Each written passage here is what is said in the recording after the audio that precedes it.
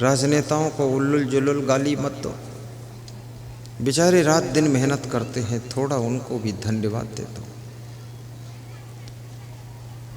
कोई नेता ऐसा नहीं है जो भरपूर सो पाता हो, कोई नेता ऐसा नहीं जो शांति से खा पाता हो, कोई नेता ऐसा नहीं है जिसको मन में चैन रहती हो। कितनी बड़ी उसको ये कष्ट है कि भोजन है पर खाने का शांति से टाइम नहीं है, बिस्तर है डबल बेड पर सोने का टाइम नहीं है। अभी मैं यहाँ तक आया था, गांव से यहाँ तक गाड़ी में, गांव से यहीं तक एक नींद ले लिया हूँ मैं। सोचिए क्या आनंद है। नेता कहीं नींद लेता है? नेता तो वही है, न सोता है न सोने देता है, उसी का नाम नेता है। परेशान हो जाता है। जिसका पति नेता हो उस नारी को चाहिए कि अपने नेता पति को दुख न दे, क्योंकि ऐसे ही वो दुखी है, बेचारा घायल है, उसका मनोबल बढ़ाइए। और 100 में 80 नेता अच्छे भी होते, 20 नेता थोड़ा खराब भी होते, तो 100 में 20 तो साधु भी खराब होते, 80 साधु अच्छे होते, 100 में 80 भगत अच्छे होते, 20 भगत भी भगत नहीं, वो ठगत है और गुरु जी का दक्षिणा भी उठा ले जाएगा, चुट्टा है। 100 में 80 सत्संगी अच्छे होते हैं, 20% तो ऐसे होते जो सेकंड हैंड चप्पल चुरा ले जाते। ये 80 और 20 का आंकड़ा सब जगह है, लेकिन जो 20% गलत है वो 80% अच्छे लोगों के ऊपर भारी पड़ जाते हैं। परंतु जो गलत है उसका फल उसको मिलेगा, जो अच्छा है उसका फल उसको मिलेगा। किसी की गलतियों को देख करके बहुत क्रोध में भी मत रहिए, क्योंकि क्रोध करना भी एक बहुत बड़ी गलती है, और ज़्यादा क्रोध करने से बीपी हाई हो जाता है, और बीपी हाई होने से क्रोध और हाई हो जाता है। ज़्यादा क्रोध करने से शांति जलकर भस्म हो जाती है। छोटा सा घर है, छोटा सा परिवार है, बड़ी सी गुस्सा है, बड़ा सा क्रोध है। घर में कलह कलेश मत कीजिए, छोटे से घर में बड़ा सा स्वर्ग पैदा कीजिए, छोटे से घर में बड़ा सा सुख पैदा कीजिए, छोटे से घर में बड़ा सा आनंद पैदा कीजिए। और याद रखना, जिसके घर में सुख और आनंद और शांति पैदा हो जाती है वो घर भी एक दिन बड़ा हो जाता, वो छोटा रह ही नहीं सकता।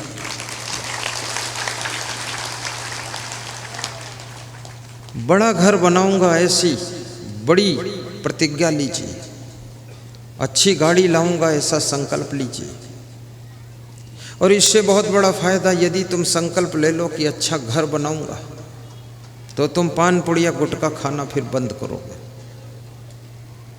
जब तुम्हारे सामने कोई टाइगर नहीं, कोई लक्ष्य नहीं है, कमाते हो, पुड़िया खाते हो, दारू पीते हो, बर्बाद करते हो, तुम मन में ठान लो कि बेटी का विवाह करूंगा तो कार दूंगा दहेज में।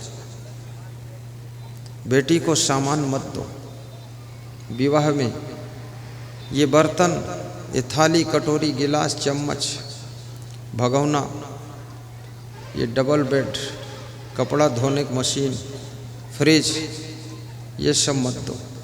ये देखो बेटी जहाँ जा रही वहाँ कमरा है रहने का कि नहीं है। अगर कमरा नहीं है तो बेटी की ससुराल में दूसरी तीसरी मंजिल पर 2 कमरे, लेट बाथ किचन बनवा दीजिए। बिना बेड के फर्श पर बिछाकर 1 साल रह लेगी वो ठीक है, लेकिन जिस बेटी का कमरा अलग हो गया, किचन और बाथरूम अलग हो गया, उसके ससुराल की आधी खटपट तो खत्म हो जाती है। लेकिन माँ बाप को भी ज्ञान नहीं है।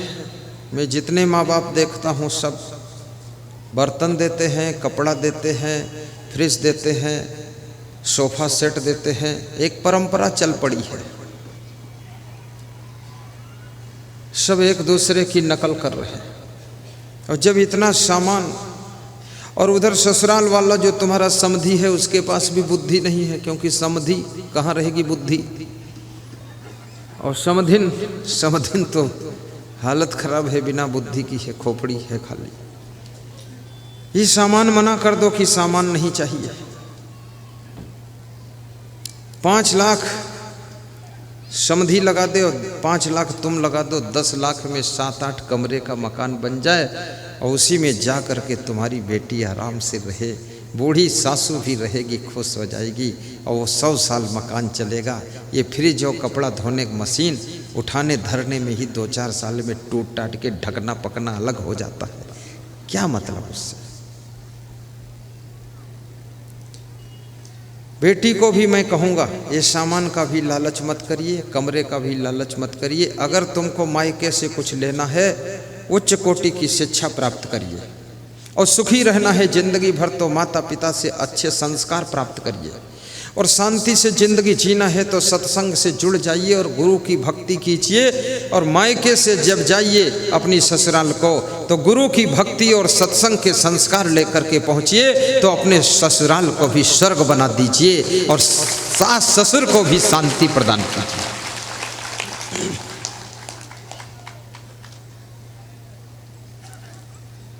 काम करने की आदत भी बढ़ाइए, आलस्य में बैठने का स्वभाव छोड़िए, लांग बांध करके सुबह सुबह झाड़ू भी लगाइए, बर्तन धोते समय भी पढ़ाई कीजिए।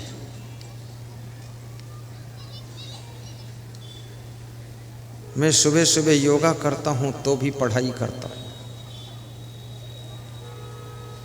और उसके बाद जब हम स्नान करते हैं तो भी मेरे मन में श्लोक मंथन चलता रहता है। फालतू चीज़ों को कहाँ तक सोचते रहोगे? ये संसार की माया का अंत नहीं है, लेकिन तुम्हारा अंत होने वाला है। जीवन का अंत होने से पहले पहले अपने जीवन को बसंत बनाइए। 12 ऋतुएं होती हैं, 12 ऋतुओं में सबसे सुंदर ऋतु का नाम बसंत है और बसंत ऋतु में नई नई कोपलें पौधों पर आती है, पेड़ों पर आती हैं, नई नई पत्तियां निकलती हैं, नए फूल खिलते हैं, पूरा वातावरण खुशबूदार हो जाता है।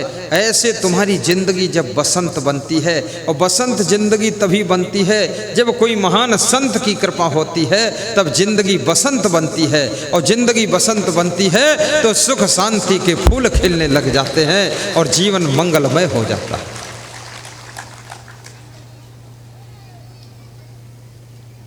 दूसरों को भी सत्संग सुनने के लिए प्रेरणा दीजिए। राजस्थान में 3 स्त्रियां सत्संग में आती हैं और गुरु को धन्यवाद देती है। बोली, आपको धन्यवाद है, आपके प्रवचन से हमको बड़ी शांति मिली है। तो गुरु ने पूछा, क्या प्रवचन सुनने तुम आई थी? बोले, हम तो नहीं आई थी। बोले, तो शांति तुमको कैसे मिल गई जब सुनने भी नहीं आई हो? तो उन तीनों बहुओं ने कहा कि मेरी सासू 2 दिन से लगातार सत्संग सुनने आ रही है और सासू सुधर गई है, इसलिए हमको शांति मिली है, तो हम तीसरे दिन आपको धन्यवाद देने आए। तो गुरु ने कहा कि सासू की सुधरने से जब बहुओं को शांति मिल सकती है, तो बहुओं के सुधर जाने से सासू को परम शांति मिल सकती है। हर व्यक्ति सोचता है हम में तो कुछ सुधार की जरूरत ही नहीं है। बाप भी सोचता मैं तो बाप हूँ, कोई ऐसे साधारण बाप थोड़े हूँ, बड़ी मुश्किल से बाप बना हूँ, कसरत किया हूँ तब बाप बना हूँ। मुझे सब मालूम है, हमें क्या ज्ञान नहीं है, लेकिन बाप को ये पता नहीं है कि बाप होने के अभिमान में तुम उल्टा पलटा काम कर रहे हो, जिससे तुम्हारे बेटे और बहू सब दुखी हो रहे हैं। बाप का भी सुधार होना चाहिए। जब तुम बाप बन जाओ तो माँ बाप बन जाओ, माँ बाप की डिग्री पा जाओ तो आधा बोलना बंद कर देना चाहिए, आधी स्पीच कम कर दीजिए। और जब बेटे तुम्हारे माँ बाप बनने लग जाएं, तुम दादा दादी बनने लग जाओ, सास ससुर बनने लग जाओ, 75% बोलना कम कर दीजिए। और जिस समय पोता और पोती की शादी हो जाए, पतपतोहू आ जाए, बस 90% मौन रहिए, 10% मुस्कराते रहिए, कोई पूछे कैसा है, बोलो जैसा है ऐसा तो कभी हुआ ही नहीं, बहुत अच्छा है। खुश रहो। ज़्यादा बोलने से लोग ज़्यादा नाराज होते हैं, इसलिए कम बोलना भी एक साधना है। सत्संग सुनना एक तपस्या है। प्रसन्न रहना गुरुदेव के आशीर्वाद का फल है। गम खाना समझदारी की पहचान है।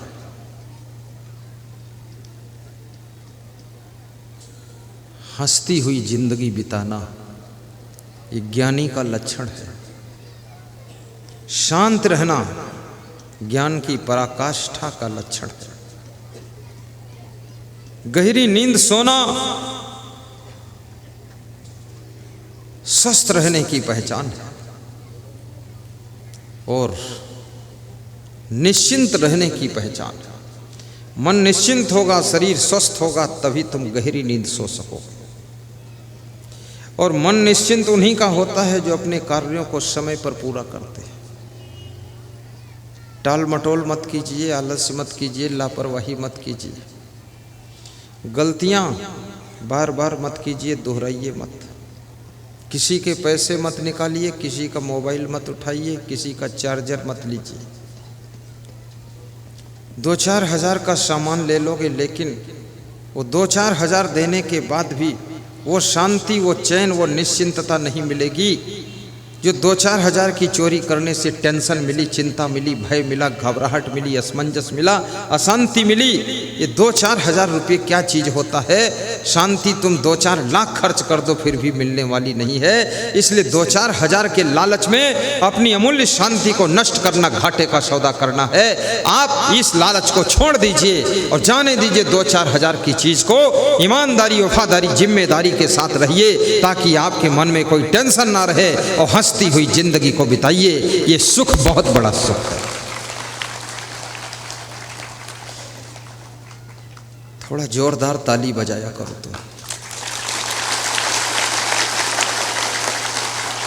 तुमको मालूम नहीं है कि तुम बिहार में बैठे हो। तुम सत्संग में इतना डूब जाते हो, तुमको भूल ही जाता है बिहार में हूं कि कटिहार में हूं कि ननिहार में हूं।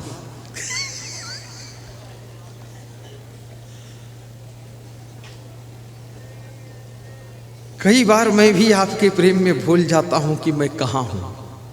दूसरे साधु से पूछता हूं, ये अभी कहाँ हूं, किस गांव में हूं। इतना सत्संग में डूब जाता हूं। ये सत्संग यदि 1 बजे से लेकर 1, 2, 3, 4, 5-6 बजे तक रखा जाता है, 1 से 6 बजे तक, 1 से 5 बजे तक 4 घंटे लगातार मैं सुनाता है। क्योंकि मैं जब स्पीड पकड़ता हूँ ना, तो घड़ी कहती है ठहर जाओ महाराज, बंद करो। 4 घंटे लगातार सुनाऊं, मैं थकूंगा नहीं। क्यों नहीं थकूंगा? नहीं थकूंगा इसलिए नहीं थकूंगा। और क्यों नहीं थकूंगा? सारी बात थोड़े बताऊंगा क्यों नहीं थकूंगा। कुछ तो रहस्य भी रखना चाहिए ना। सब बात नहीं बताऊंगा। इसमें अमृत पान करता हूं।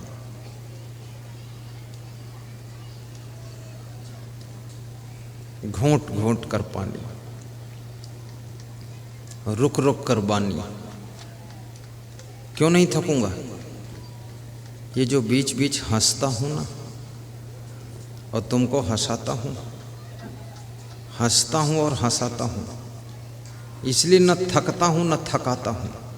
न तुम थकोगे न हम थकेंगे, क्योंकि तुम हंसोगे हम हंसेंगे, हम हंसेंगे तुम हंसोगे, और खूब हंसोगे तो गुरुदेव के प्रेम में फंसोगे।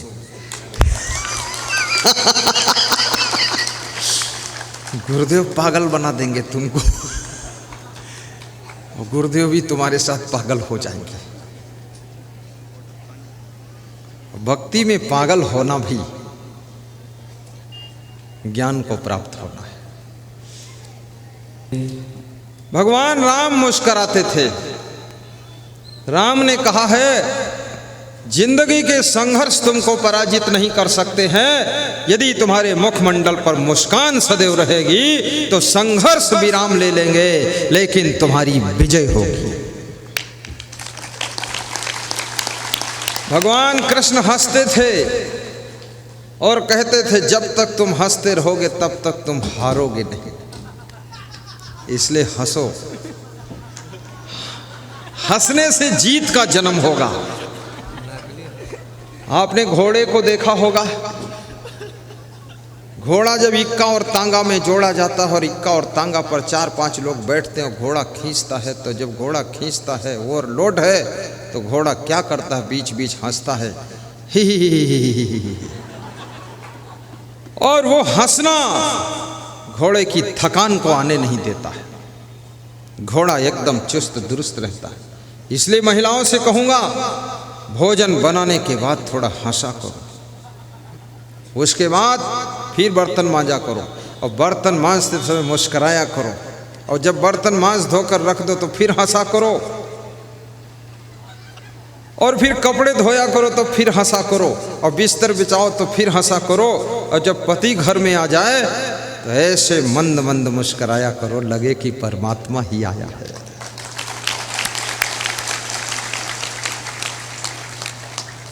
तुम भी घर में प्रवेश करो तो मुस्कुराते हुए प्रवेश करो, हंसते हुए प्रवेश करो। अपने बच्चों को देखो तो एक बार थोड़ा हंसो, अपनी पत्नी को देखो तो हंसो, अपनी माँ को देखो तो हंसो कि माँ ठीक हो। थोड़ा हंस दोगे तो सब हंस देंगे, सब हंस देंगे तो टेंशन खत्म हो जाएगी और घर भर में मुस्कान दौड़ जाएगी, पूरा घर स्वर्ग बन जाएगा।